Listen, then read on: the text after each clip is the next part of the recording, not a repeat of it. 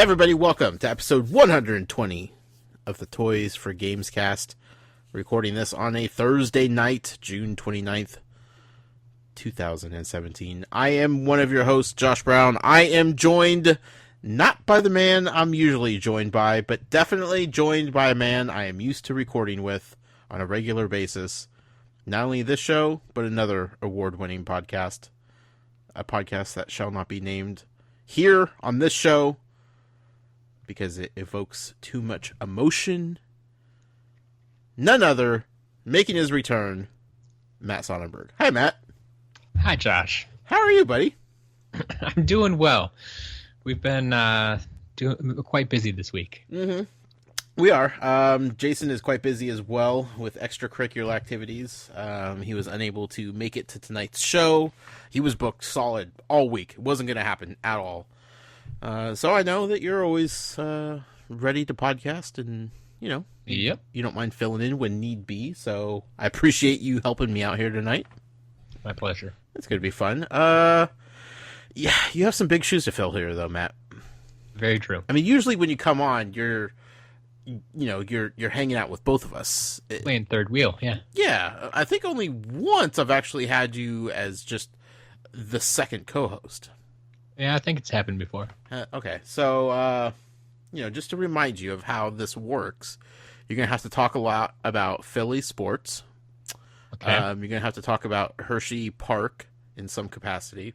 I've been there. Okay. We're definitely going to have to cover some food, and okay. I need a detailed review of Cars 3. Ooh, that's going to be a problem, because you know I don't go to the theater. I don't know if you've ever listened to the show, Matt, but that's kind of a big thing that we talk about here. It's true. Last I checked, they had a 96% on Rotten Tomatoes, though. Okay. I mean, it's not just movies, though, Matt. It's the theater experience that we like to talk about. When you talked about popcorn tins and soda cups and, all that fancy stuff. Yep. You got nothing for me, huh? Not so much. How about Philly sports? Are you staying up to date with that kind of going-ons? I heard there was some big trade that they were very happy about. Yeah, they moved up to the number 1 overall pick in the NBA draft. Oh, is that what that was? Yeah. Okay. Yeah. I mean, they were going to pick number 3, I want to say, and they traded up to number 1. In the NBA draft, that little move can be huge. Oh yeah, that changes the franchise with how few picks there are. Yeah. I mean, there's only 2 rounds. Exactly. That kind of move in the NFL, I scoff at. The Bears are notorious for that kind of movement. And then I just say thank you. Yeah. NFL teams will give up half a team just to move up a couple spots sometimes for no real reason. There's so many positions to fill on an NFL roster. Yep. And, depending on which positions you need, there's a guy that's qualified to be the number 1 overall pick in the draft, all the way down the first round. Yeah. You need a left tackle. That's your man, But people will just trade up to get number 1. There hasn't been an NFL player to come out of the draft that's worthy of trading that much to move up to get him at number 1 in a while, No, not really. Yeah. I mean,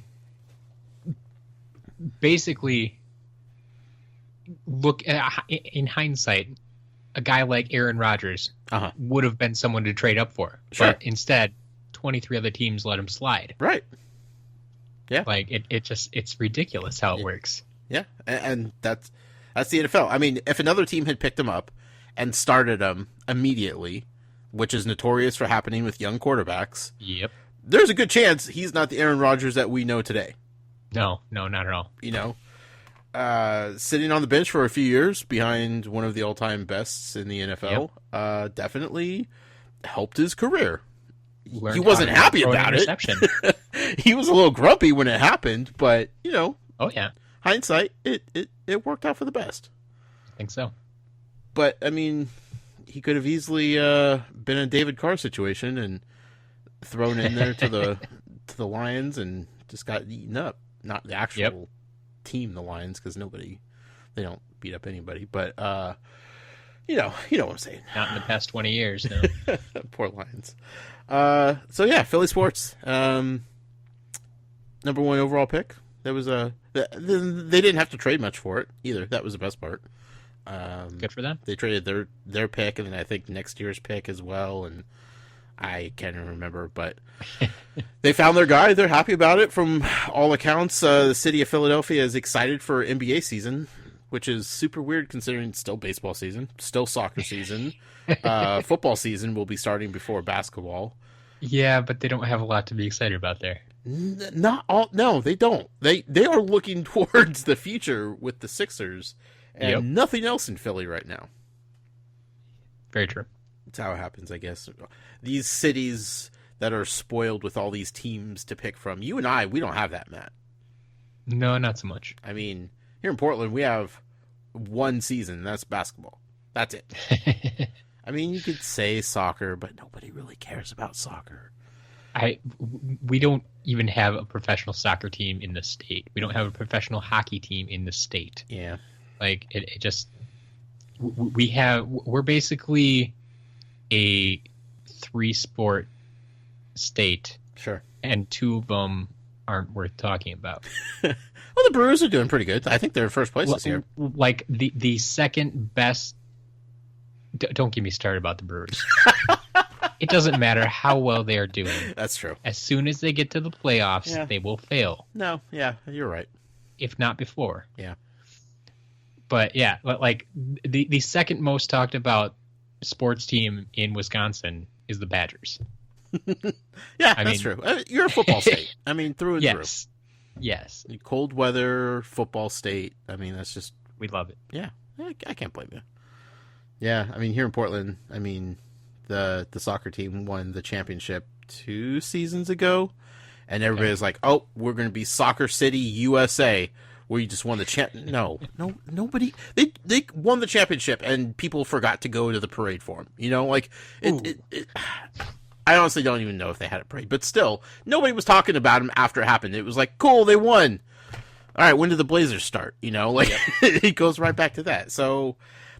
I don't know. Sports are funny, but, you know, these big cities with, like, all these different teams to choose from and, you know, full seasons throughout the entire year. It must be nice to have that kind of option. You have one bad team and you just move on to the next one. Here, we're just stuck, you know, sulking in our own misery for an entire year until the next season starts. It's depressing, Matt. I know. Yeah. I know. And then, I mean...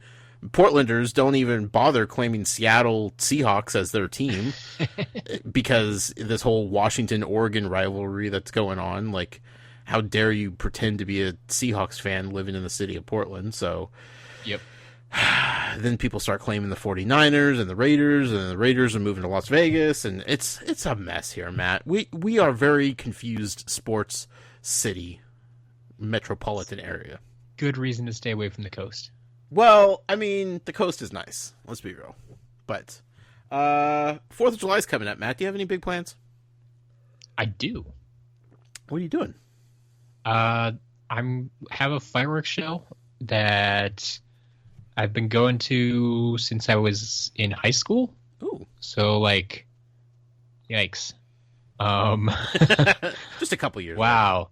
High school. That's probably about 15 years, I'd say. What year did you graduate? What year? I graduated in 2004. Oh, okay. Yeah. And so been doing this fireworks show for about the past 15 years. Sure. Fireworks over a lake, best thing ever. That sounds awesome. Yeah. Is it a busy lake, a big lake? Like, a lot of people go to this? It's a relatively small lake. Mm-hmm. Like, it's nothing like Lake Michigan or anything like that, you know? Sure. It's a relatively small lake, but I'd say, I mean, hundreds of people for sure, and possibly even hundreds of boats show up for this thing. And there are some people that watch from land too, but sure.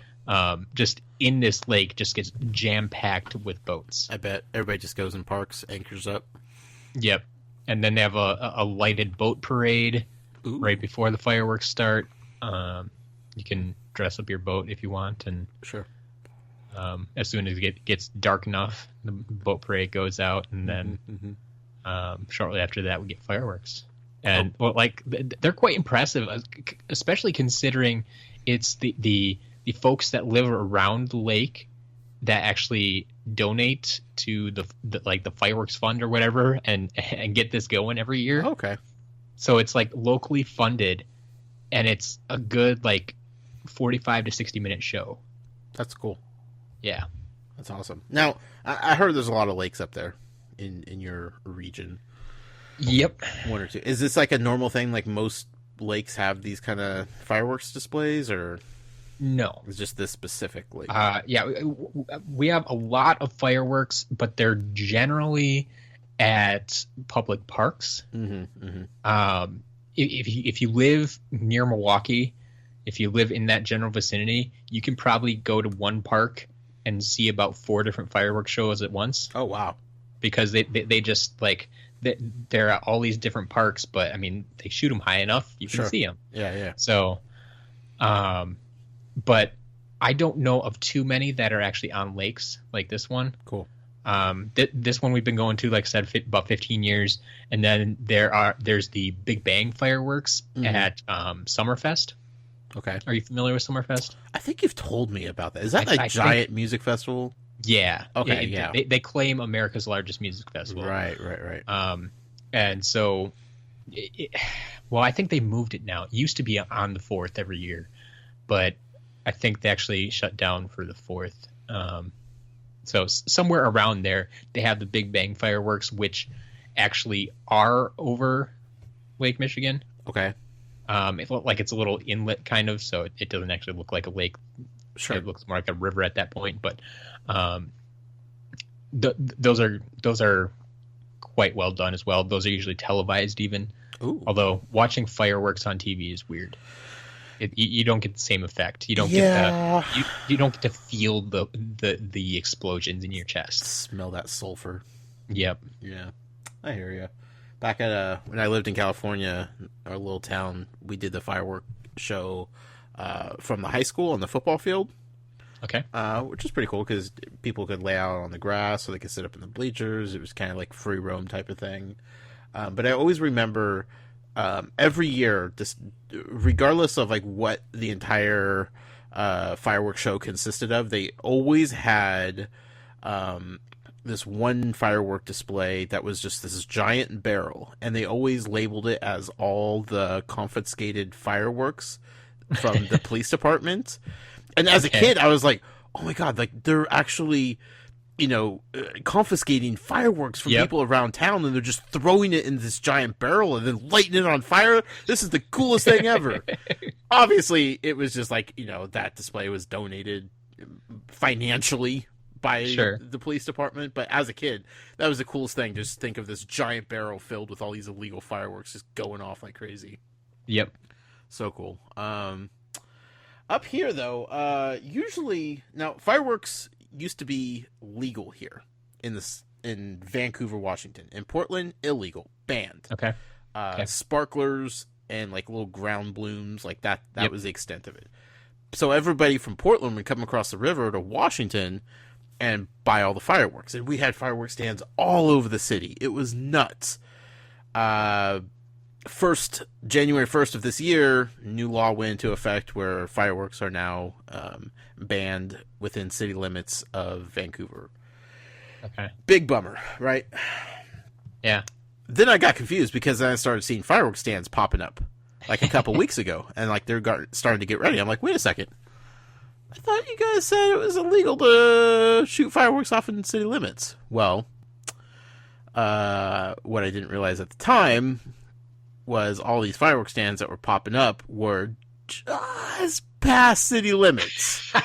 Like, just past city limits, like there was a street separating city and county. Yep. It's going to be like right where, the house that we just sold,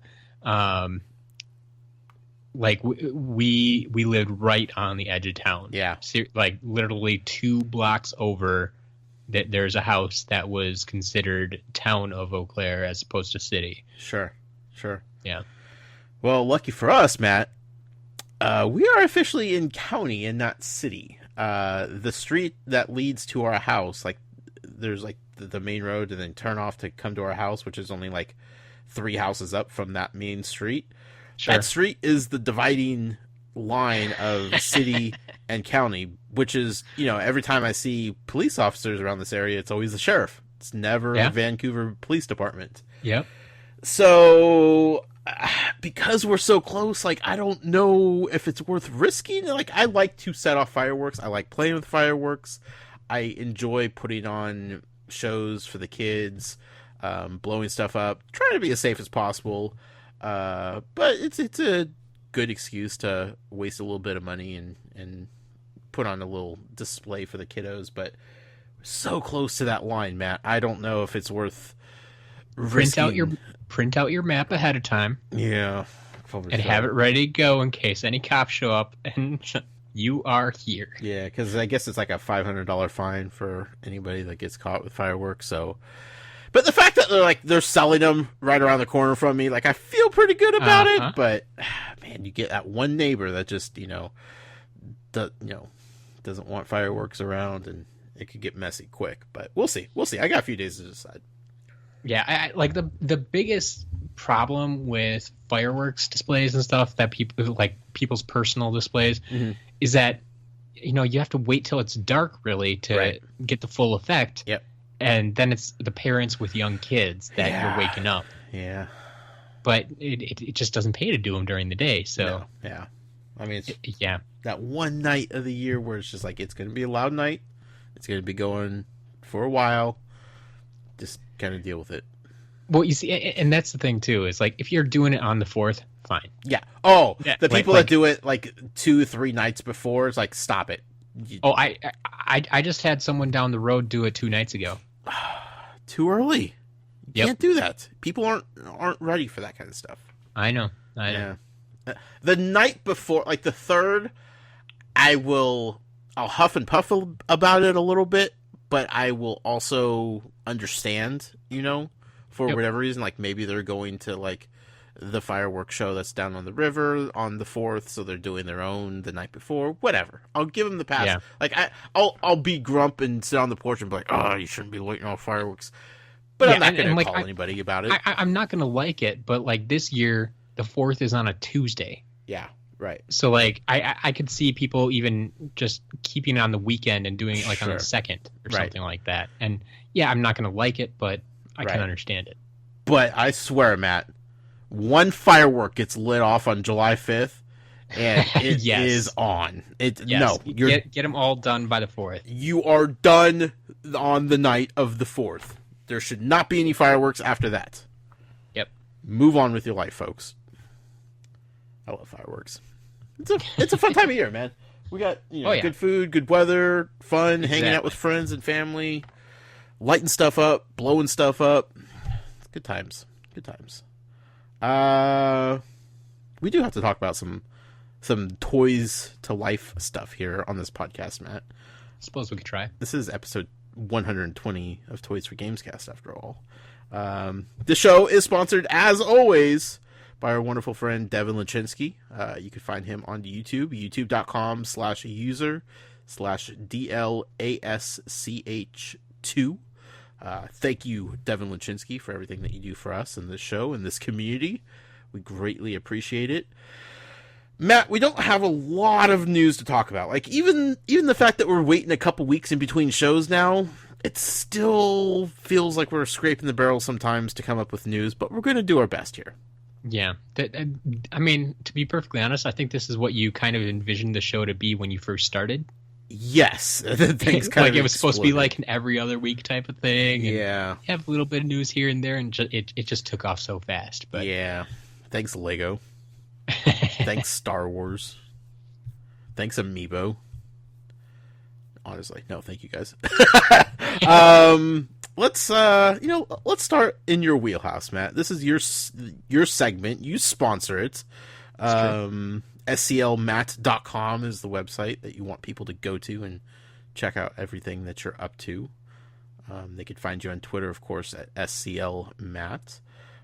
This is the Skylander part of the podcast, and while we don't have a lot of news, there's definitely one elephant in the room that we need to address, because people like to keep asking you about it. So instead of just tweeting, maybe a little snarky sometimes, I'm giving you the chance to explain audibly what's going on with the Lost Imaginite Mines pack. So, unfortunately, it's not what everybody wants. At this point, it has been released pretty much everywhere but North America. So, it's been released in the UK. It's all over the UK. Easy to find? As far as I've heard, like, I have gotten some reports that say, yeah, it's just sitting on shelves. It's in stores. Okay, not like one per store type of thing. No. I think they're like getting probably like 6 or 12 at least, and some of them sell, but then others, yeah. From what I gather, it's at most retailers in the UK. Okay. If you can't find it at retailers, it's at least online from some UK stores, I think. Okay. I'm pretty sure Amazon UK has it. I haven't checked recently, but so unequivocally, it's released. It's out there. It's full on. It's definitely out there. I know it's in a couple other countries in Europe. Like we've gotten Germany and Spain and sure, because sometimes they do like that soft release where one will trickle out every now and then. Yeah, but it's also down in Australia. They've gotten it even it's just literally like all the major countries that usually get stuff around the same time we do. Mm-hmm. They've gotten it, but the U.S. and Canada, nothing. Any reason why? Not that I know of. Not that I've heard. I have all my feelers out there yet. All my contacts are keeping an eye out for it. I have contacted my PR people. They're on the lookout for any news. Huh. We just don't have anything to report right now. But I can guarantee you, once again, I have to reiterate, I don't hold back this information. I'm not hiding anything. Tell us the truth, Matt. And as soon as I get information, it will be extremely hard for you to miss it. I will be pumping it out on Facebook, Twitter, the website, and I will probably be reposting this stuff for at least a week afterwards because it's going to be super exciting and everybody wants it. Sure. So as soon as we have any news, it'll be out there. Is the content already in the game? Yeah, the content was actually, as far as from what I understand, was in the last update that we got. Okay. For Tiki Temple. Okay.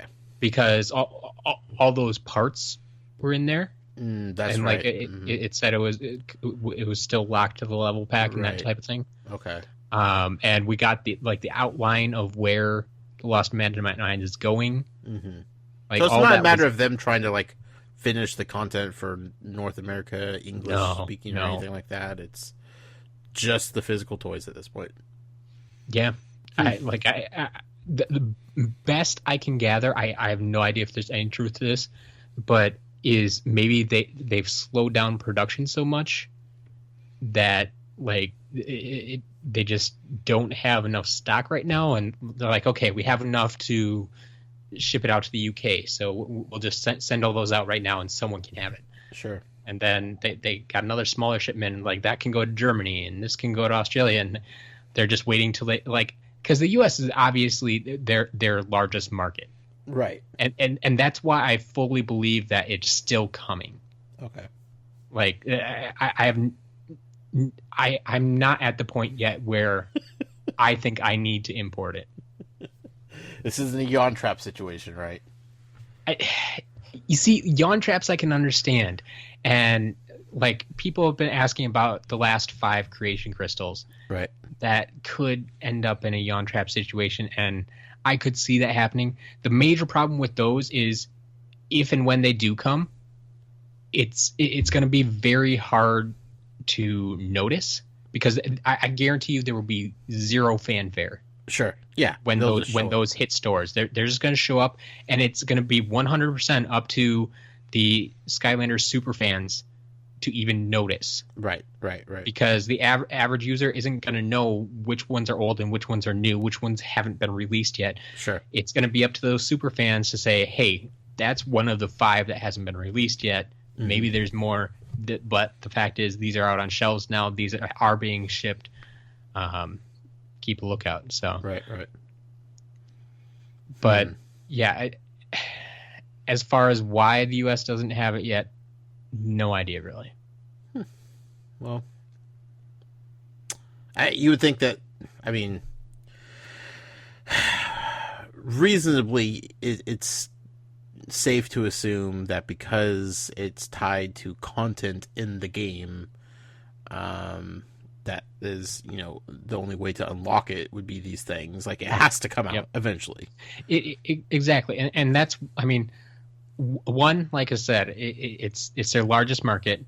I know people are going to yell at me about yawn traps and Thrillipede and that sort of thing. And I still think it's different than those situations. Like those are essentially accessories. Right. I mean, technically even Thrillipede because the variant came out and yeah. Whereas this is content. Right. I think that they still want to get it out here. Sure. Man, it'd be nice. It'd definitely be nice. Absolutely. Well, hopefully he will tweet everybody and let us know when they start to hit store shelves. I mean, unless you just want to keep that secret and information to yourself and be stingy with it. Thought about it at this point. Maybe I should. Just prove everybody right. It's like, oh yeah, I've known about this for the past 3 months. Haven't you noticed it on the shelves? There's no way. People would hold your feet to the fire way too quickly, Matt. This has nothing to do with Skylanders, but it's kind of exciting, and I know you're probably going to be excited for it. The Crash Bandicoot trilogy coming out tomorrow? Yeah. You picking it up? I don't know if it's going to be a day one thing, but I will pick it up eventually. Sure. 3 games in one. They're all remastered, redone. Looks fun. I was just watching a video today comparing the PS1 to PS4 versions. Yeah. Night and day. Man. Yeah. Night and day. Almost literally. Like that was the biggest difference was the lighting. Mm-hmm. Like that there would be some areas. Exactly. In the PS1, it feels like you're going through like a pitch black tunnel almost. You could barely see Crash. And then you get the PS4 version. It's like, oh, that's a nice grassy area with some dirt on the edges. Like, huh. How did we play games back then, man? I don't know. I don't like. Could they really not make areas lighter, or did they think that was making the game tougher? Or I don't understand the rationale there, but I don't know. Yeah. No, it looks like a fun game, and Skylander or Crash was part of Skylanders last year, and kind of was Skylanders responsible. Basically announced the re-release of Crash. Yeah, I mean, that was kind of like Crash's rebirth was in Skylanders, and then now this, and and honestly, from the footage I've seen of the PS4 remasters or remakes or whatever they're calling them, the content that was in Skylanders is remarkably close. You noticed that too, huh? Yeah. Okay. I was like, assets definitely got shared here. I think so. One way or the other. I don't know which direction it went, but definitely there were people involved that were helping out the other team, I think. Mm-hmm. Which, you know what? It's okay. Either way, like, we got really good Crash content in Skylanders, which was awesome. Now it looks like we're going to get a really fun re-release, remaster version of the first 3 Crash games on the PS4, which is going to be awesome. I just love that they can go back and fit 3 games on one disc now. No, and I'm sure they have plenty of room to spare. Man, do you remember Final Fantasy VII being 4 discs on the PlayStation 1? Yeah. Please insert disc 2. My favorite was going back and forth between discs. I grew up playing games on the Apple IIe. Oh boy. Yeah, and we had our 5.5-inch floppies that were side 1 and side 2, and then some games had multiple discs of side 1. Like, right. It could get pretty crazy if you tried to backtrack or just go out of order or anything. Like, yeah. Kids these days, Matt, will never know the pain and struggles that we had to live with as children. Yeah, not only will they not know what a floppy disk is, they won't even know what a disc is pretty soon. It's so true. We're so close to being all digital, it's scary. Yep. Well, okay. Well, keep us updated on Skylanders, please. I'll try. So, the people can get the possibly lost content of Imaginators. Possibly. I mean, it kind of looks like it, so. Yep. Let's move on to Lego Dimensions. Lego Dimensions, part of the podcast, is sponsored by our friend in the UK, James Holian. You can find James on Twitter at Infinity Museum. This isn't really Lego Dimensions news, Matt, but more or less news that kind of reconfirms what we possibly think about Lego Dimensions. Yep. The Ninjago movie video game was officially announced today. Trailer and all. Ninjago have been ripped out of Lego Dimensions. They have their own game at this point. Good for them. It looks like a fun game. I mean, what Lego game isn't fun at this point? Exactly. So that's awesome. But our friends over at Bricks to Life, they were the first ones to kind of report that, yeah, the writing is on the wall. Lego Dimensions is getting canceled. Blah blah blah. And then I don't know if you remember this or not, but somebody had tweeted at Lego Dimensions, like just one of the fans out there, and asked them if Lego Dimensions was getting canceled, and whoever runs their... Yeah, it wasn't at Lego Dimensions. I think it was just at the Lego support or whatever. Oh, yeah, right. And whoever runs their account was like, there's no information about Lego Dimensions getting canceled. So everybody took that as, oh, we're good to go, right? Yeah. We're good. Well... Our friends over at Bricks to Life today pointed out that, sometime recently somebody had tweeted at the same people asking if there was going to be a Ninjago movie video game. Yeah, this was just back in May of this year. Yeah, so last month. And they responded, no, there's no Ninjago movie video game being announced at this time. Yeah. Well, almost a month later to the day, it's like, oh, there is a game. Huh. I mean, maybe they started making it right after that tweet, Matt. I was gonna say you know they didn't just make this game in a month, but maybe they did. I mean, they had a lot of the assets ready to go, clean them up a little bit, make them their own. But come on, no, games don't work that way. So basically, what this is trying to say to people is, just because they may say something is or isn't happening on Twitter to answer a question, don't take that as gospel. That you have they have to say the right things as a PR perspective, Yes. One, they're not going to give you unreleased information. They're not going to give you behind the scenes information. They're like, oh, we've been holding on to this information and nobody's asked us, but because you asked us, let's go ahead and spoil it for everybody. And two, they I think in all likelihood just didn't have that information at that time. Yeah. That's the way the PR firm works. Most big companies like that hire out their PR. Mm-hmm. Yep. I know Activision does this 100%. I don't know if Lego does, but sure. Activision 100% has third-party firms handle their PR. And so they only have the information that Activision has given them. Right. They don't have any means of, they don't know anything else besides what Activision tells them. And when they're given information, it's because they're supposed to release the information. Yes. Not sit on it for months until they get the green light, Usually. Yeah. Generally speaking, they only get the information like a week in advance of the announcement. Yeah. So, I mean, that's all they know.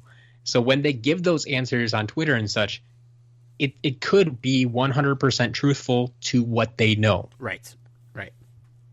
Yeah, they're not lying. They're just, they're in the same boat as everybody else. Yep. Or they do know, and they absolutely also know that they're not allowed to say what they know.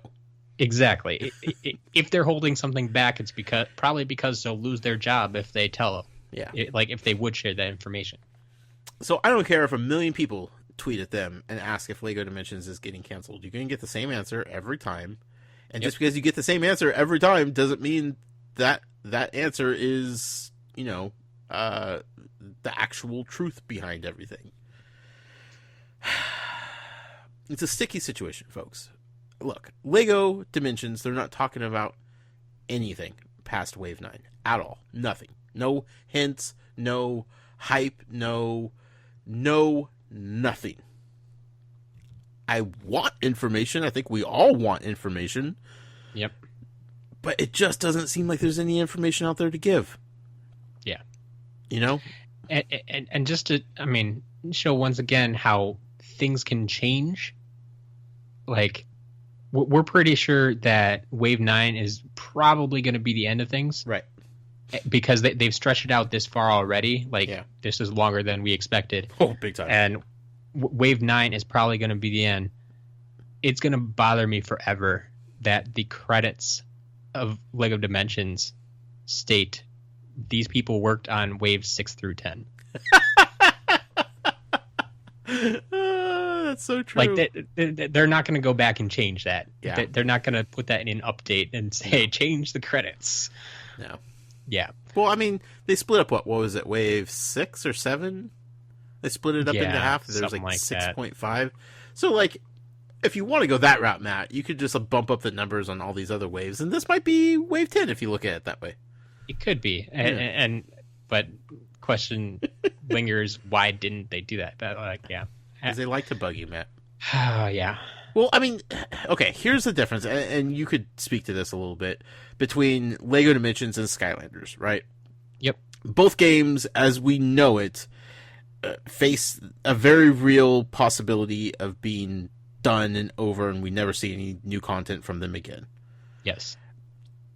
LEGO Dimensions won't say anything at all. They're just playing it cool, moving on, acting like the next wave is just the next of many, and we'll talk about things one at a time, and nothing future related at all in any mentions that they have about the game. Skylanders, on the other hand, they come out and they say, you know what?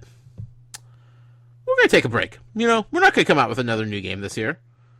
We're not saying the game's dead. We're not saying it's canceled, but we're definitely not going to put out a new game this year as we have done every other year for the past 6 years. Yep. And you know what? I appreciate that more. Even if this is the end of Skylanders, they at least came out and said, we're done now. We don't know what the future holds, but that door is still open. Yeah.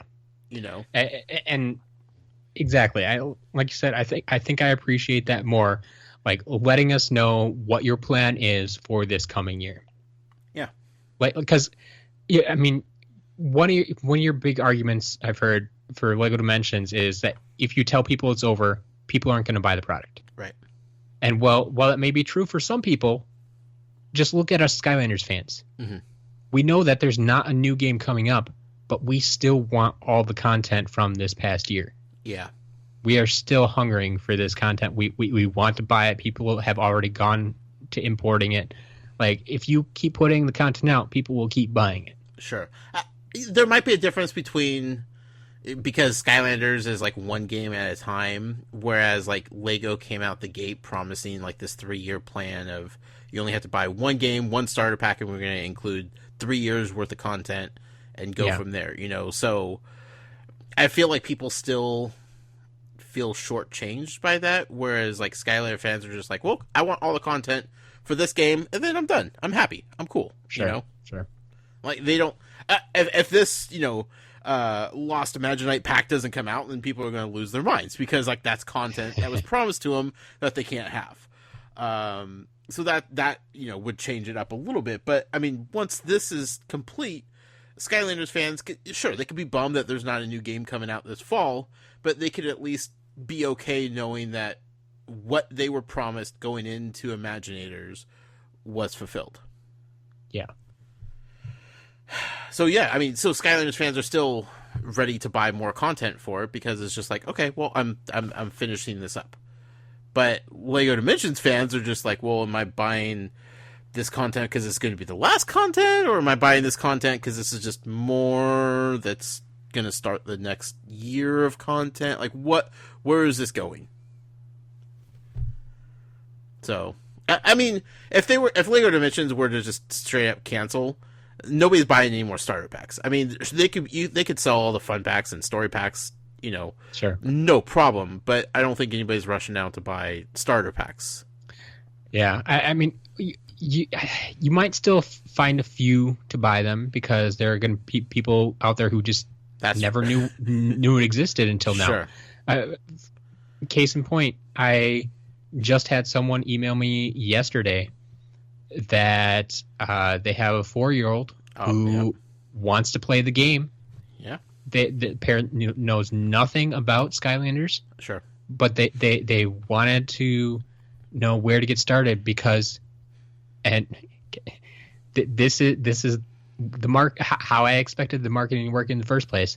But their kid is in love with the Skylanders Academy Netflix series. They've never touched the game, knew nothing about it. Sure. But the Netflix series got them interested enough that they wanted to play the game. Sure.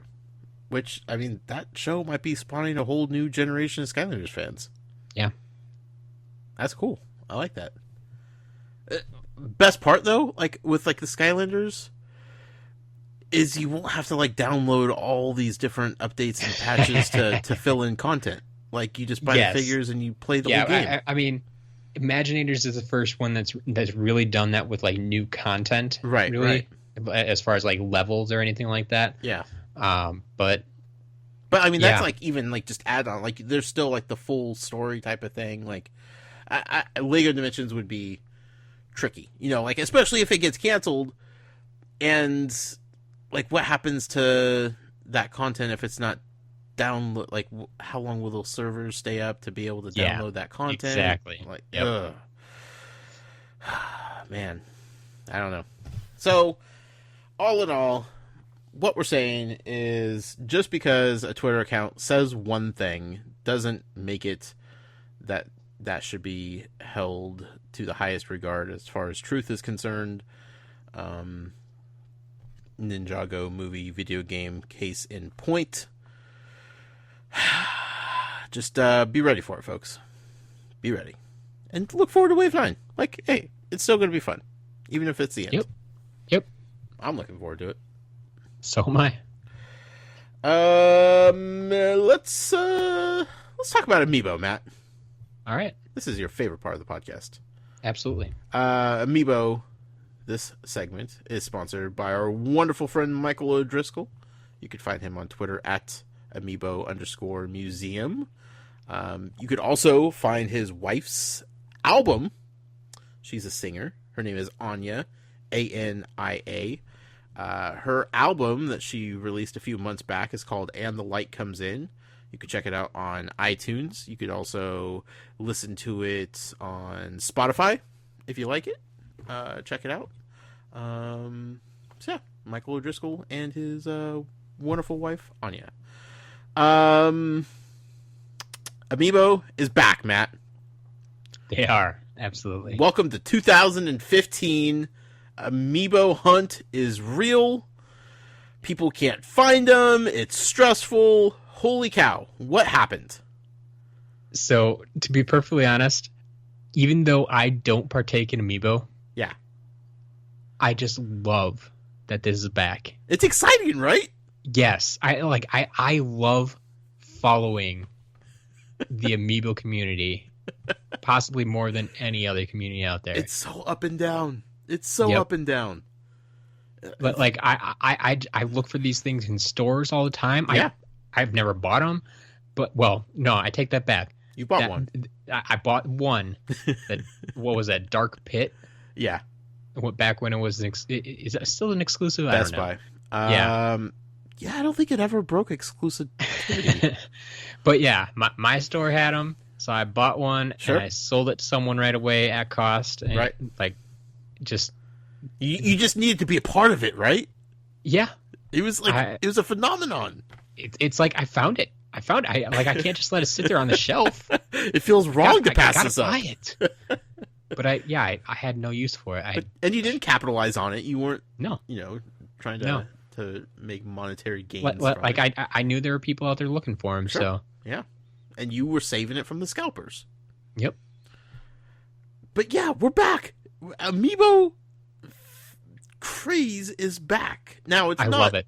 fever pitch like it was in 2015. No, but within the community that's still here in the Amiibo game, mm-hmm. like it's a huge deal.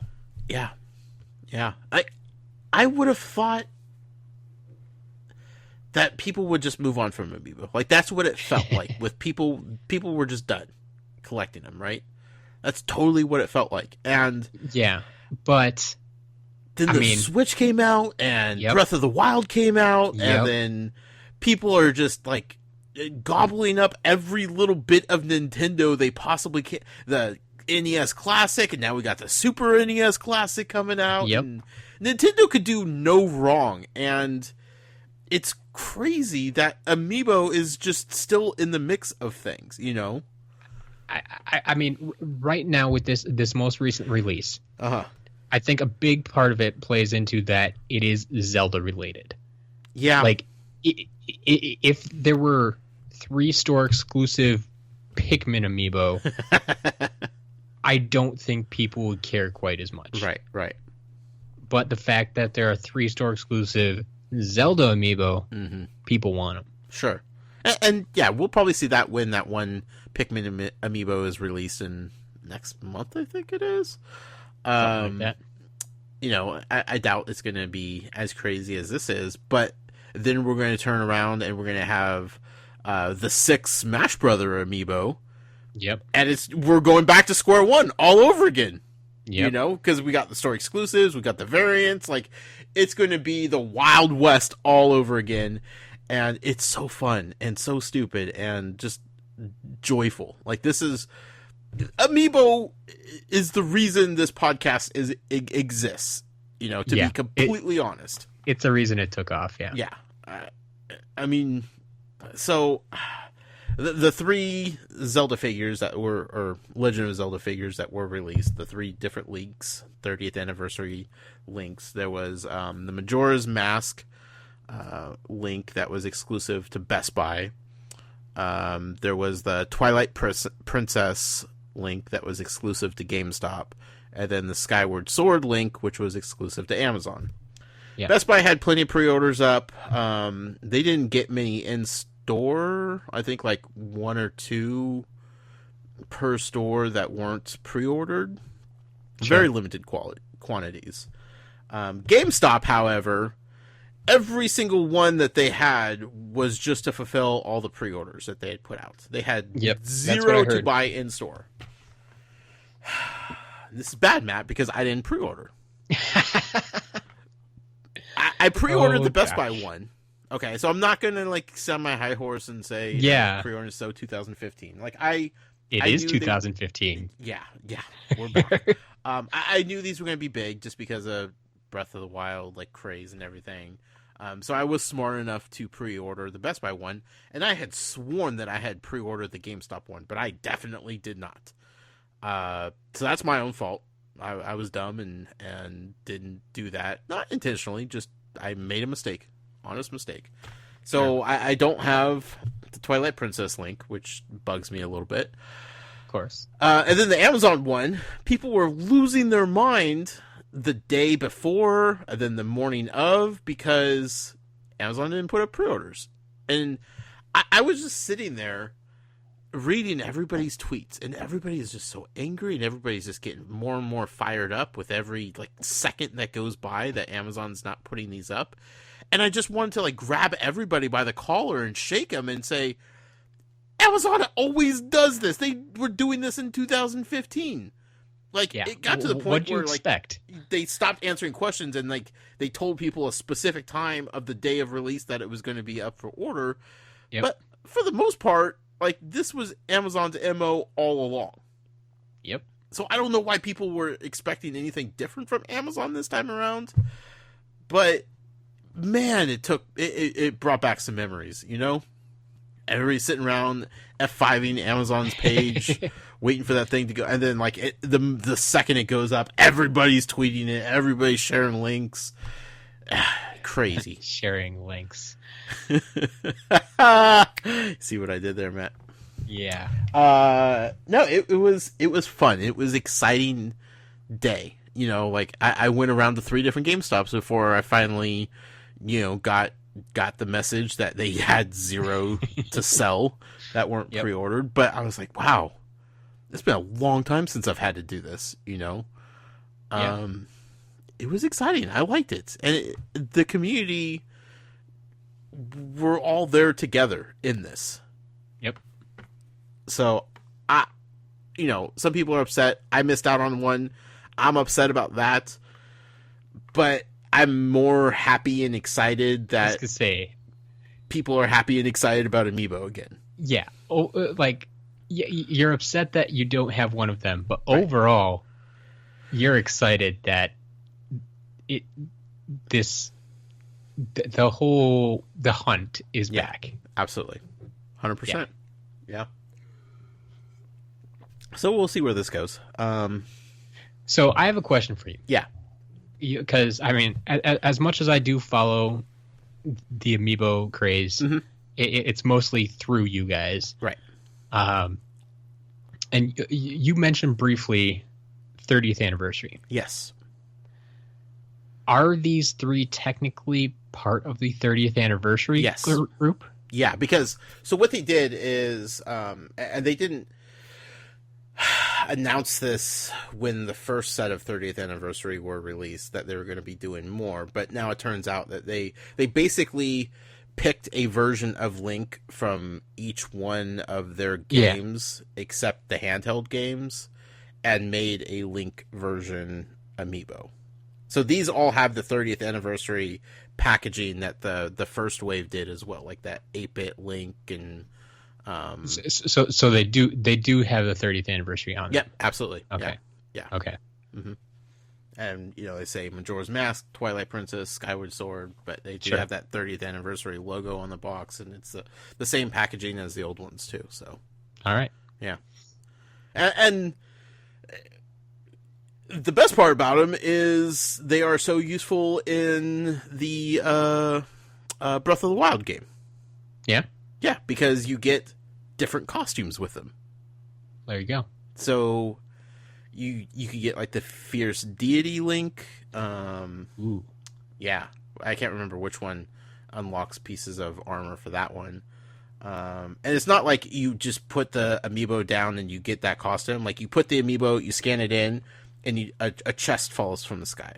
And you open up the chest, and in the chest there might be some arrows, there might be some fish, there might be one piece of the outfit. And then the next time you do it, you might not get a piece of the outfit. And you could do it like 15 more times, and you might not get another piece of the outfit. So you have to keep doing it until you complete the set. You can only do it once per day. Okay, that was my question. How often can you do it? Unless you cheat and reset the clock on your Switch. As if you want to go I'm that sure route. people do. Sure. But so it's not a guaranteed thing. So it's not like you scan it once, you get the costume in, and you're done with it. Like, you have these stupid Amiibo sitting there on your table next to your Switch all the time. Like, I can't put them away. Like, I just keep them there because it's just like, okay, I'm going to scan them in again. Like, every time you play. The best functional Amiibo we've had, because they force you to keep using them. Yeah. But not throughout the entire time that you're playing it. You don't have to keep it on the Switch or anything like that. But scan it in once a day, and then you just put it down. Grab it the next day. Whereas all my other Amiibo, they're just on the shelf collecting dust. They just sit there and look at me. They're not doing anything. So they've knocked out of the park with the Legend of Zelda amiibo. It's good to hear. Yeah, the 30th anniversary and the Breath of the Wild ones. Once the second DLC pack for Breath of the Wild comes out with the champions and the champions amiibo that are supposed to come with it, like how those correspond with that second DLC pack. That's gonna be interesting. Speaking of those four champions, like I haven't. Okay, confession time. I haven't played Breath of the Wild yet. Sure, you're a busy guy, Matt. You just bought a house. It's okay. Yes. So these champions, were they in the game previous to? Yes. Okay. Yes. So they were characters people knew about already. Yeah. So basically, I don't want to spoil too much, but there are. You've probably heard some talk of the game. There's like 4 real dungeons in the game, right? Okay. There's the little shrines, and those are really easy, mostly quick puzzles. But then there's 4 like dungeons, and those are the great beasts. Yeah. And there's a camel. I'm familiar with how Zelda games work. Okay, yeah. Usually there's more dungeons than just 4, but this game depending on the game. That's true. But this has 4. Even like Majora's Mask only had 4, I think. That's true. Yeah. So these 4 dungeons, they're called the Divine Beasts, and the Divine Beasts are essentially powered by the 4 champions that we have the amiibo coming of. So they are already in the game. Like, you meet the champions, and they help you gain enough power to eventually go and fight Ganon, is what they're there for. Okay. So this DLC pack that's coming at the end of the year appears that we're going to explore their stories a bunch more, because you get like general backstory of the champions. Yeah. But this looks like it's going to go in great detail as to, who the champions are and why they're so important. So the question I always have about amiibo is why the different packaging based on like region, basically. Because I guess the easiest one was like the Metroid ones that are coming out. Sure. I think in the US it's a 2-pack, but in Japan you can buy them individually. Yeah. And then I just saw today, like I think Amiibo News put out that Japan is getting a 4-pack of these champions. Like they've never even done a 4-pack before. Why? I mean, that to me that seems like it's almost going to be more expensive for them to keep changing up this packaging. Like, wouldn't it be more convenient I think they're trying to tailor it to the retail tendencies of each region, and like how much retail space there is. But you see, that's what gets me is like they're getting the 4-pack, but we're getting the 2-pack. Like I could see it if like Japan got all the multi-packs. Sure. It's like that's how they want to sell them. They don't want to sell them individually. Fine. Right. But when it's like 4-pack there, 2-pack here, sometimes we get 3-packs, sometimes they it just doesn't make sense to me. That's kind of the fun with Amiibo, Matt. Yeah. It doesn't always make a whole lot of sense. Especially for you inbox collectors, right? Oh, man. When they changed up if I can't wait to see the boxes of the new Smash Brothers line, the 3, because all signs point to the boxes looking exactly the same as all the other Smash line, right? Sure. But I think there's a chance that there's going to be different, like, because all the new Amiibo boxes have that red Nintendo logo around the bottom of it. Mm-hmm. And that started after all the Smash came out. Yeah. That started with Breath of the Wild, because it was like, we have the Switch out, and we have these new Amiibo. Like, this is Switch was all red. Yeah, the new generation of Nintendo products. I think there's a real chance that they are gutsy enough to put those on the boxes of the Smash ones that are coming out. Yeah. Which I think is hilarious because people are going to lose their minds, the inbox collectors, because they'll look so much different. But you know what? Open them up. Use them. They're supposed to be used, people. Can't believe we're having this conversation in 2017, Matt. Do they still put the, Oh, yeah. blocker in there? Yep. Yeah, you can't use them in box? Nope. Oh, boy. Nope. Oh. And that's why it was so clever of them to actually make the Legend of Zelda one so useful. It's because it's like, yep. How could you sit there and keep them in a box? To take them out. Yeah. We're giving you costumes in the best game that we've ever made. Or they get people to buy 2 of them. That's also true, if they could find them, which was the problem. So, I don't know, Matt. 2017, the resurgence of Amiibo. It's a lot of fun. It's a lot of fun just seeing people react to this. Our community question coming up in a little bit is tailored to this Amiibo craze that's back. So, I don't know. 2017, sit down, buckle up, folks, because it's going to be a wild ride going forward, I think. Especially with those champions. Yep. Man, oh man.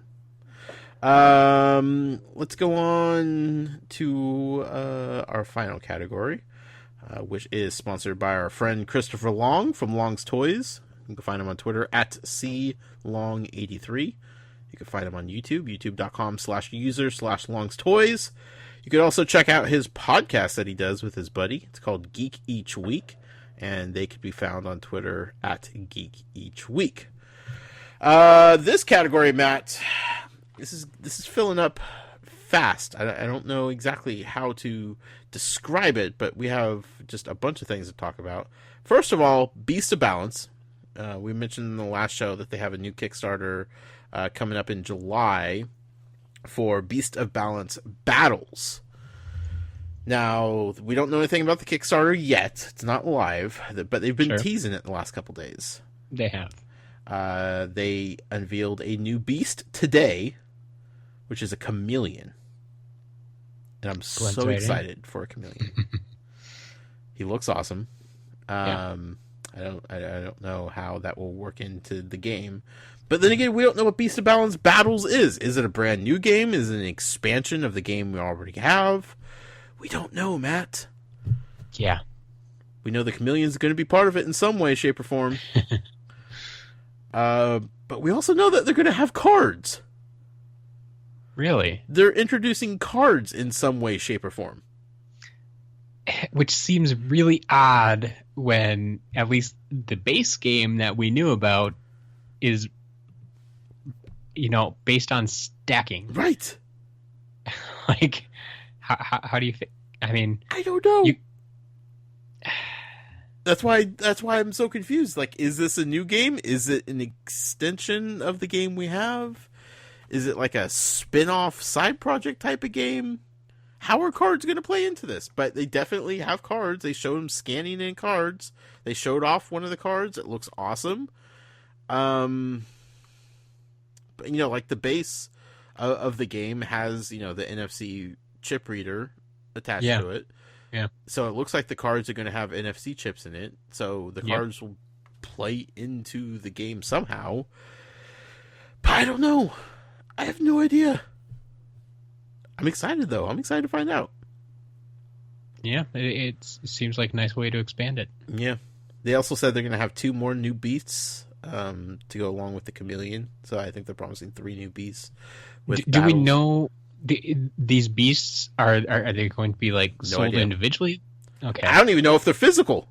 They might just be completely, strictly digital for all I know.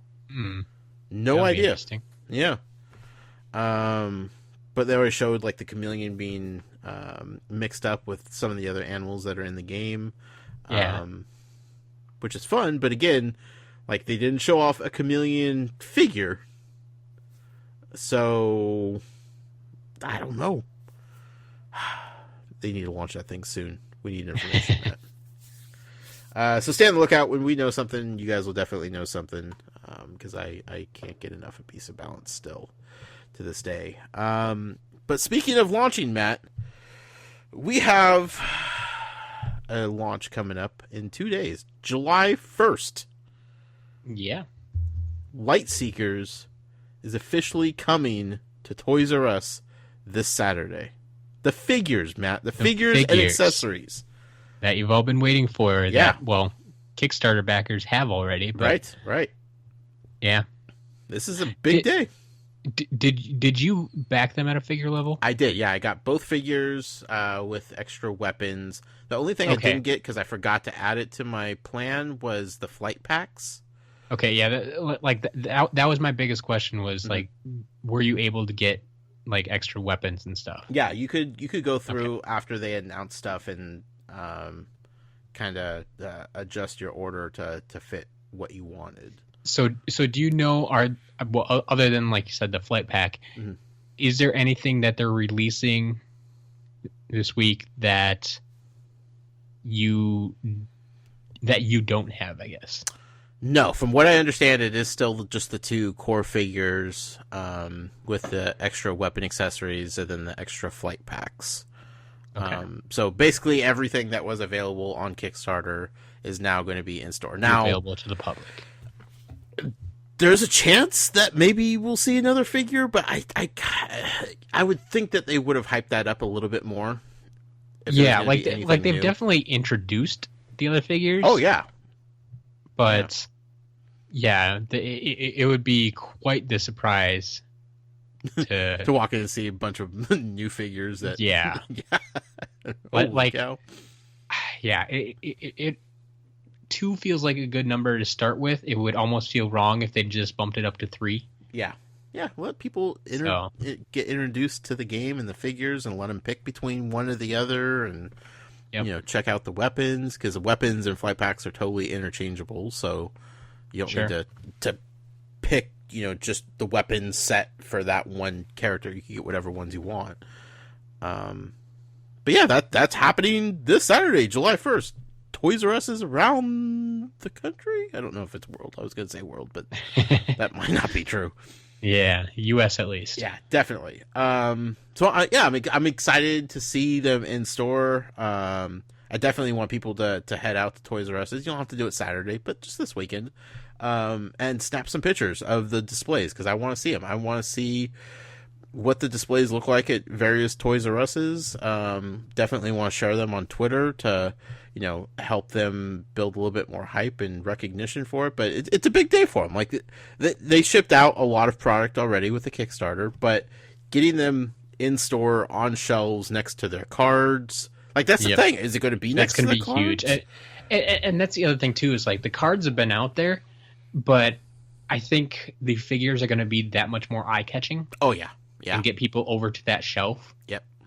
Which will hopefully help the sale of the cards a little bit, because then they're like, oh, there's these toys. Oh, there's these cards that go with the toys. Oh, what is? Oh, wait, because those cards are totally an impulse buy. Yeah, big time. Add on. Yeah. Then there'll be like the signage to download the game, and getting people to do that and share the tribute cards, and it's going to be cool. I'm excited for them. I'm excited to see how this goes.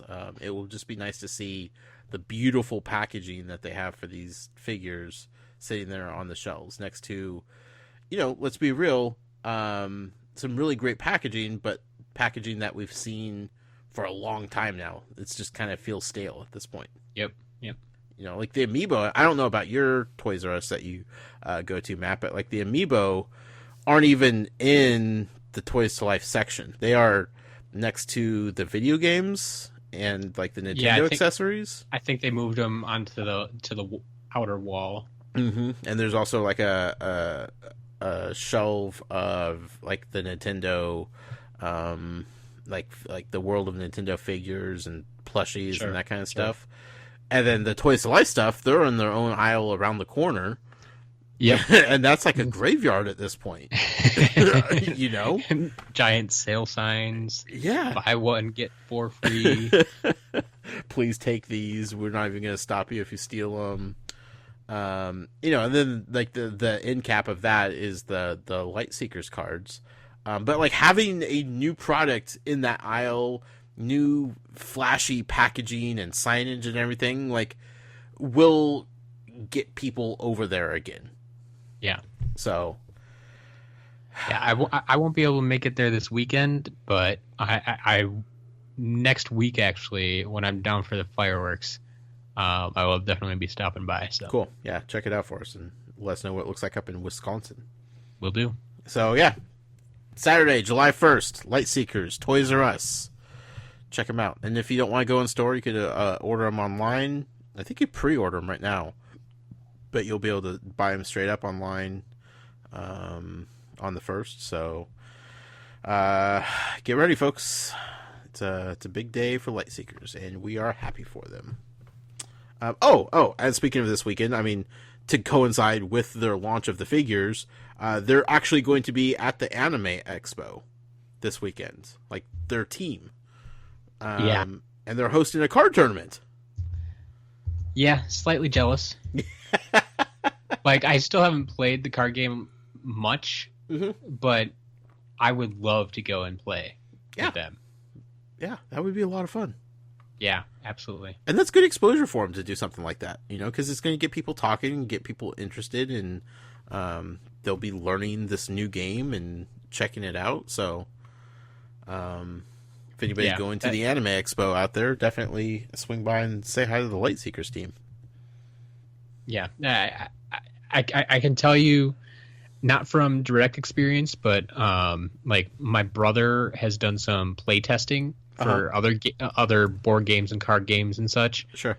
And he's been able to, not always in person, but sometimes like digitally, play test with the game creators. Oh, cool.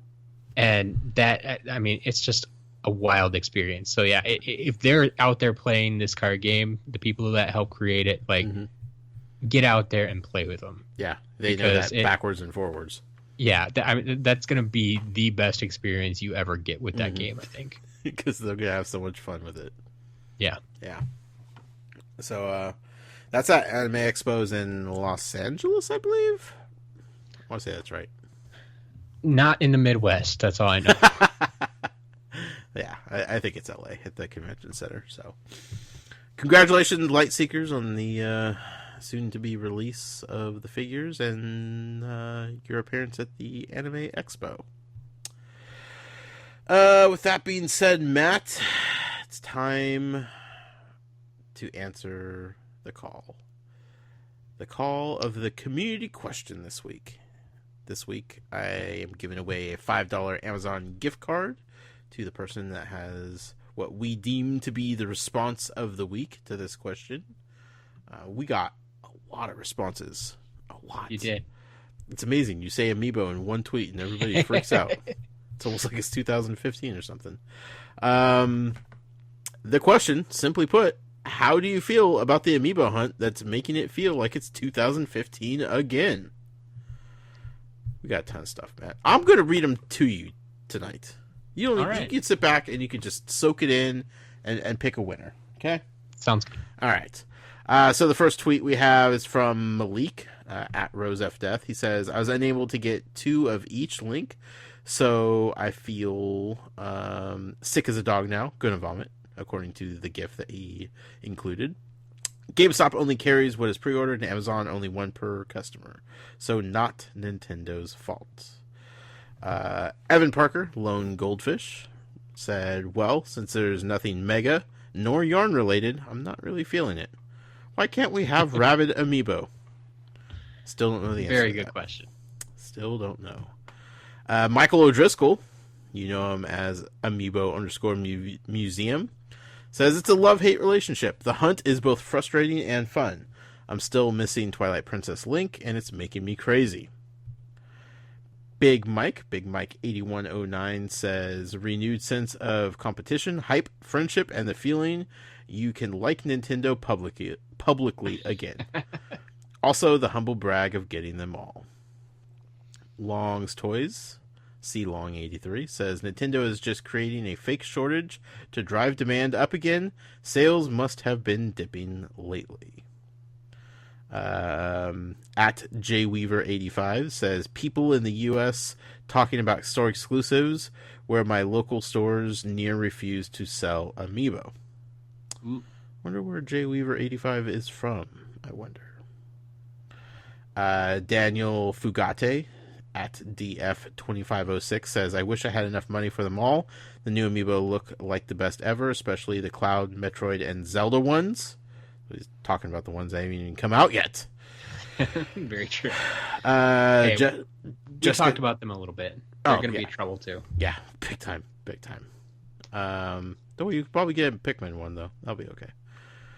Jessica Clayton at Alien Outcast says, very irritated with shortages in general. So many people didn't get NES Classic, Switch, still not on shelves, but here comes the SNES Classic.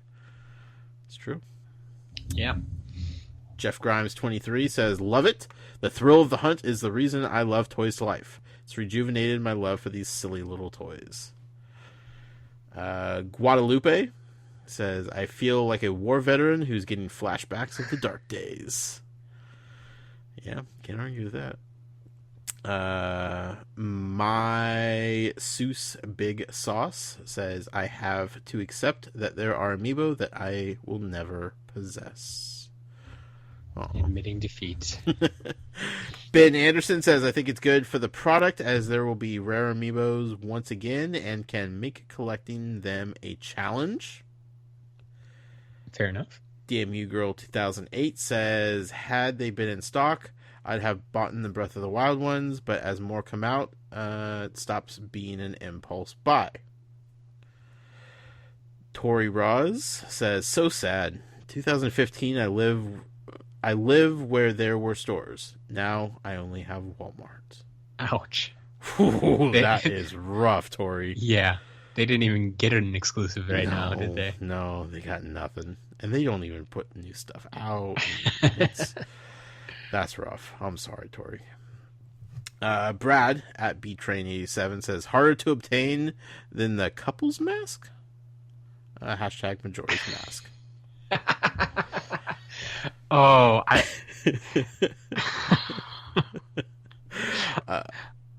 you got that reference, I'm guessing? Yeah. I'll let you continue for now. Okay. Doodles and Toys says, I didn't participate in it, but it was slightly nostalgic to see the hunt go back on, even for a day. Typhlossian Plays says, I'm very upset about the U.S. Amazon. Why are they waiting until the day of with their exclusives? I want it now. As with everything else, I'm okay. Amazon could do that because Amazon is Amazon. Yep. And they have like the buy it now feature, one click. It's too easy to order from Amazon. And I mean, to be perfectly honest, I guess it's the whole instant gratification thing is out there. Yeah. But if Amiibo continue within the next year or two, I'm pretty sure anyone who doesn't live in the middle of nowhere is going to be able to get same day delivery. Yeah. Like they're just Amazon. Yep. Amazon. Okay, Dasuka says the shortage of Zelda amiibo is making it really feel like how it was back then. You can't find any of them under $30. John Lewis Smith says, I'm a little annoyed with store exclusives, but thankfully I've been able to reach the ones I want. Fakeman Journey says, it's awesome. I could go out and buy some new amiibo, which makes me feel like Christmas for me, and I could experience the other people purchasing it as well.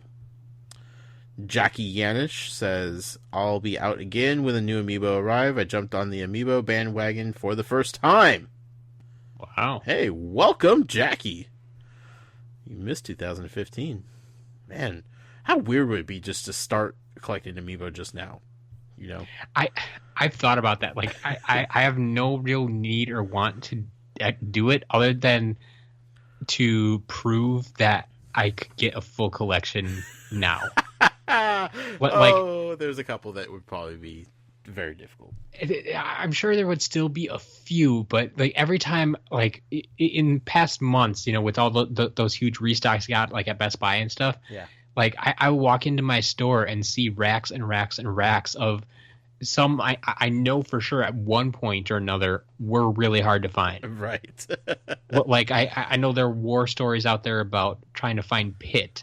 Yeah. And I walk by the display and there's 6 of them sitting right there. I'm like, but you also have to pay attention to the ones that were super easy to get, like all the Marios and Pikachu and stuff. You can't find anywhere now. That's a good point. So, because they weren't restocked. When's the last time you saw a Mario sitting there? Good point. Mm-hmm. That'd be fun though. Alex Shannon says, makes me wish Amiibo were a load more common along with everything else Nintendo makes. Fair enough. And then one more tweet here, Matt. Yeah. This one is from our friends Shopkins Inquirer. And it's pretty much just a GIF. One that you would appreciate a little bit. I would. It's Dumbledore and Snape partying hard. Like they do. They're going at it. Yeah. I'm excited to see that scene in whichever movie that comes from. Because I think it's the first time Snape's ever smiled, so... Yes. I don't know what's going on, Matt, but I can't wait to find out. Time will tell. So, Matt, all those responses, I'm going to let you pick who had the response of the week. So, we're going to have to give it to Brad. I knew you were going to. Yeah, harder to obtain than the couple's mask. # Majora's Mask. Mm-hmm. I have recently just played through Majora's Mask. Okay. My first time through, I was really young. Okay. And I didn't play games like I do nowadays. Like, now I sit down, play one game, and I that's the only game I play until I finish it. Sure, yeah. Like a responsible adult should do. But yeah, I remember as a kid just getting so fed up with Majora's Mask back in the day. Like, specifically, I remember getting stuck down in the well. Oh God, yes. I could not. I always needed more and more things that I just didn't have. Anyway, having made it through successfully this time, that couple's mask, yeah, so annoying. So annoying. I mean, not only does it take you to the very, very end of the third day, but it just, to top it all off, that whole mission splits like 2/3 of the way through for 2 different masks, and you can't collect both of them on the same go through. Right. And it's like the most annoying mission in the entire game. But yeah, the couple's mask, I had me so worried. Sure. It's like, is it actually going to work? Did I screw it up? I'm running out of time here. What's going on? Well, congratulations, Brad, for the response of the week. You made Matt chuckle. And that's hard to do, trust me. It's not easy to make that guy laugh. You're a pretty solid poker player, Matt. You don't crack too often. Thanks. Thank you all for responding and having fun with that. Finally, for this show, we have some emails to cover. All right. Email part of the podcast is sponsored by our friend Evan Parker. You know him as the Lone Goldfish. You can find him on Twitch, twitch.tv/the Lone Goldfish. First email comes in from Harrison Mays, aka BDK. He says, "Hey guys, well, I never thought I'd see the day, but it looks like the amiibo hunt is back on. Yes, it's crazy. This time of year, we all thought pre-ordering amiibo was a thing in the past, and look what happened. Commons are becoming rares, exclusives are selling out left and right. The only amiibo you seem to be able to find on store shelves these days are Animal Crossing and non-Smash amiibo. I spent over $87 today importing amiibo from Japan, including ones that used to be really common, like Smash Bros. Zelda. I believe we should consider this to be our wake-up call and not slack off when it comes to new amiibo. Time to set our alarms to 6 in the morning and break out our old tents and lawn chairs on new amiibo release days like this one. Still, the early bird doesn't always get the worm, as was the case with me when I went out to a GameStop quite a distance from my house, where they only had enough Twilight Princess Link amiibo for people who pre-ordered, despite the website saying otherwise. Ooh. Luckily, I secured a Majora's Mask Link when pre-orders went up for the second time. Almost missed out with Skyward Sword Link because I tried to order another for a friend using another account and mine got canceled. Whew. Sketchy. Yeah.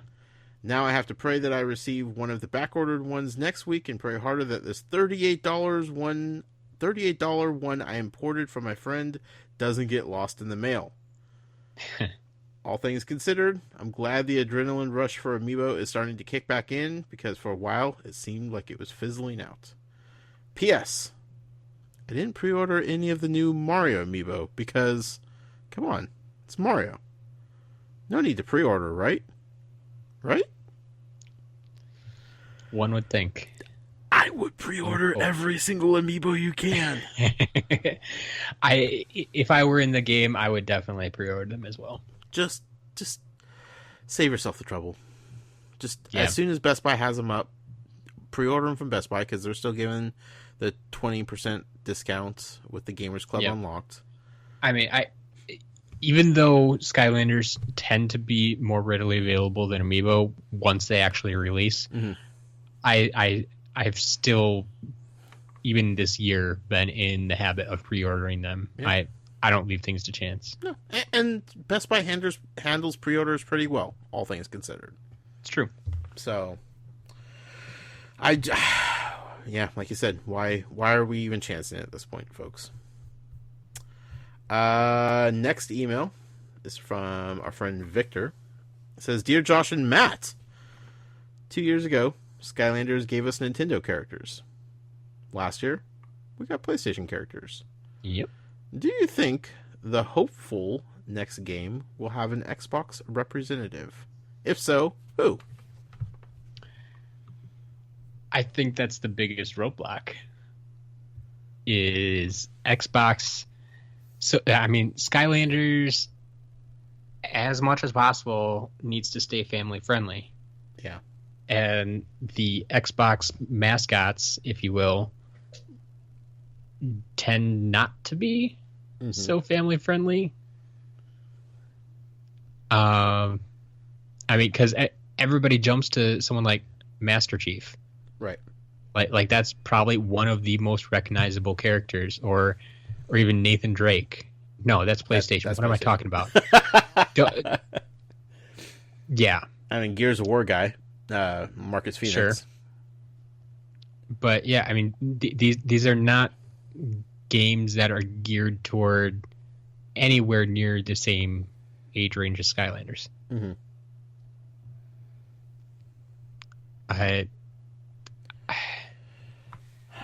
What about the Ori from Ori and the Blind Forest?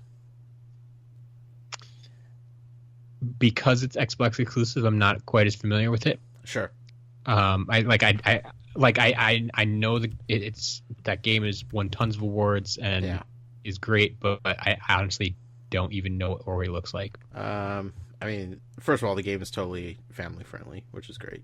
Okay. Beautiful, but it's here.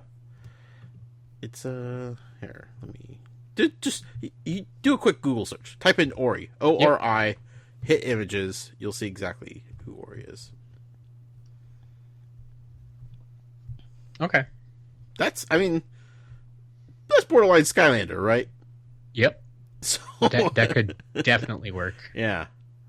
So I don't know. I don't know if Ori and the Blind Forest and Ori and whatever the next game that they announced coming out is going to be called.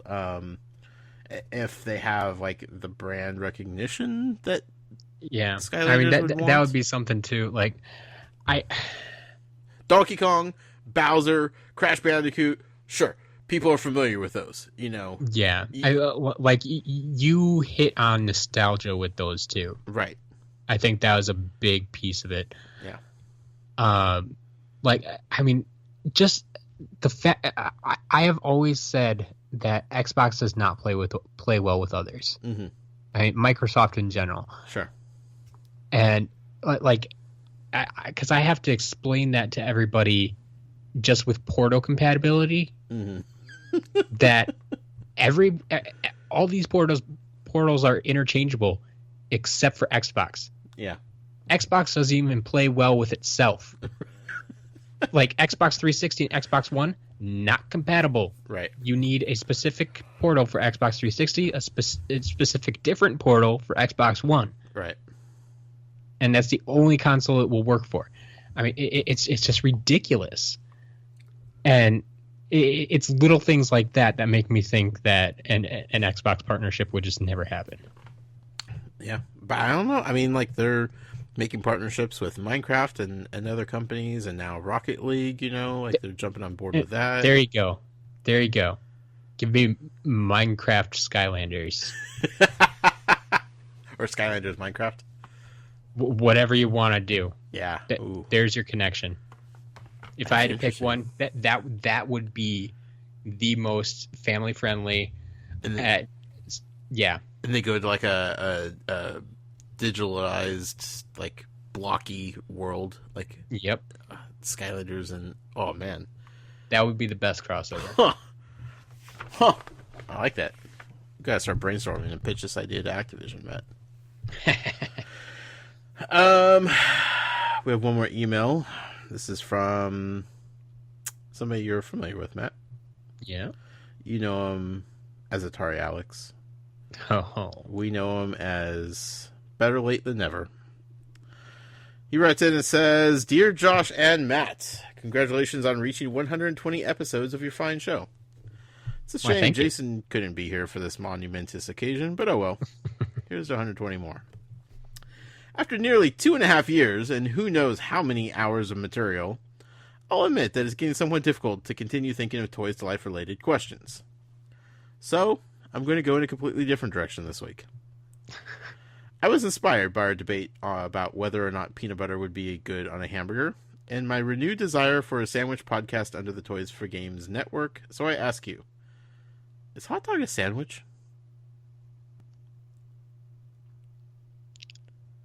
It's a good question. Matt, I'm going to let you take this one first. Is hot dog a sandwich? I'm sure there could be arguments for both ways. Okay. But I'm going to go with it is, well, something they market as meat between two pieces of bread. And if I would put if I would put a piece of turkey between two pieces of bread, yeah, you call that a sandwich. Is hot dog meat, though? I know that's gonna be debatable, but like I said, they advertise it. Okay. I mean, it's like all beef franks. Sure, that's true. So that's how they advertise it. It's in the meat section, right next to the bacon usually. Okay, all right. Here's my problem with it. Okay. Yeah. It's the bun. The bun's connected. Now, if you have a bun that breaks, and you're just sandwiching the hot dog between the two pieces of bun, that's a hot dog I don't want to eat, Matt. Like, I'll just throw it away. Because the bun is a vessel, right? Okay, yeah. Once that bun separates and you're left to just, like, a potential mess on your hands, no thank you. I'm done. And a sandwich, the bread isn't connected, right? They're the two individual pieces of bread sandwiching the stuff on the inside. I would agree, but I'll counter with this. Okay. When you go into a Subway, they pull out the bread. God, they're just connected, isn't it? And they cut it down. It's still connected. You're right. And those are submarine sandwiches. Dang it, you're right about that. Okay, I'll counter with this then. Going back to the meat, quote unquote. It's round and cylindrical. Okay. I feel like... Okay. A sandwich should be able to be universal, right? Like, if I make myself a turkey sandwich, I could put it on white bread, I could put it on wheat bread, I could put it in a hoagie roll. I could put it in a hamburger bun. I could put it on many different pieces of kinds of bread. Sure. I don't think you could do that with a hot dog. Like, really, a hot dog bun is, unless you cut it up and you be creative with it, is like the only way to hold that thing. I have a problem with a hot dog being a sandwich. I really do. I feel like it disparages the good name of sandwiches everywhere. I like hot dogs. Don't get me wrong. I'll eat a hot dog. But I would never say, you know what? Man, I really want a sandwich. I know what I want. A hot dog. Yeah. You know? Yeah. Like, a hot dog is its own thing. I don't know. I think if I needed to give the hot dog a category, yeah, sandwich would be it. By default, though? Where else are you going to put it? Man, I don't know. But if you're going to allow for as many categories as you want, yeah, hot dog is definitely in its own category. Where do you put a corn dog? Deep fried foods. It's like a subcategory, Matt. It's state fair. What about a Monte Cristo, which is actually a deep fried sandwich?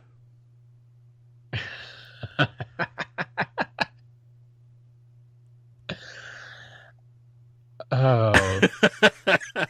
Well, it also depends who makes your Monte Cristo. Some of them are more sandwichy than others. Sure. What if Disney makes it? If Disney makes it, is it a sandwich? I wouldn't call it a sandwich. Interesting. Yeah. Huh. You just calling it fair food, huh?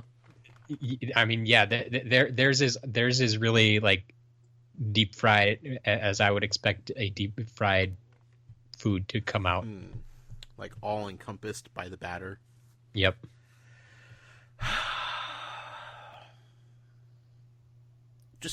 I just think of like broken hot dog buns, and I'm just getting mad thinking about that, Matt.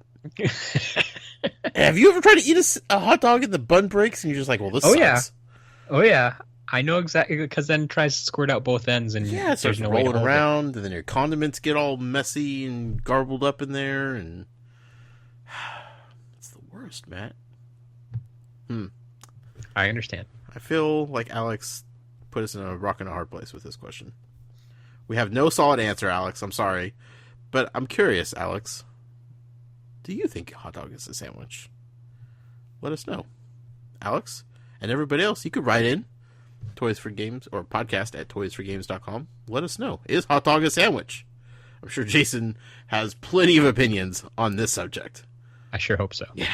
Next show, I will drill him with him. But that wraps up tonight's show. Matt, thank you so much for being a excellent co-host. You handled your own out there quite well. Did what I can. Appreciate it very much so. Where can people find you and such? Well, if you're looking for Skylanders material, as you mentioned before, you can find me on Twitter at SCLMatt, or head over to sclmatt.com. That'll take you to all my Skylanders stuff, as well as everything else I'm working on. If you want to talk to me personally on Twitter, you can always find me at As a Matter of Matt. What if they were looking for like an award-winning podcast? Well, then I would recommend you go over to talesfromgodric's.hollow.com, and you may just be able to find a podcast over there about the wonderful Harry Potter, who just had their 20th anniversary. Yeah. It's a big deal for us Potterheads. Very big deal.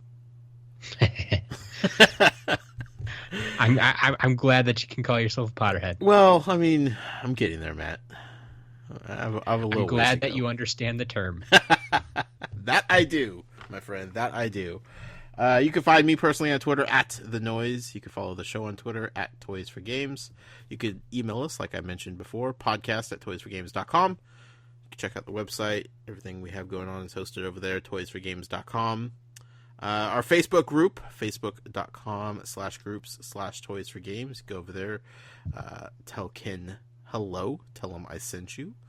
He will welcome you with open arms. He might even give you a digital hug if you ask nicely. Also, Jason's various Toys to Life accounts, Skylanders Inquirer, Brick Inquirer, Jason Inquirer, something Inquirer. If you just type in Inquirer, you're going to pop up something. I can guarantee that. And if you'd like to help us and support us in what we're doing here, for you guys, the community, you could do so over on Patreon, patreon.com/toys4games. That being said, Matt, thank you once again. It'll probably be 2 weeks or so before we come back unless some crazy big news happens and we have to do an emergency podcast. But I implore everybody to go to Toys R Us this weekend, check out Lightseekers, look at the displays, take pictures, send them in, tweet them, email them, whatever you want to do. But until next time, happy hunting, collectors.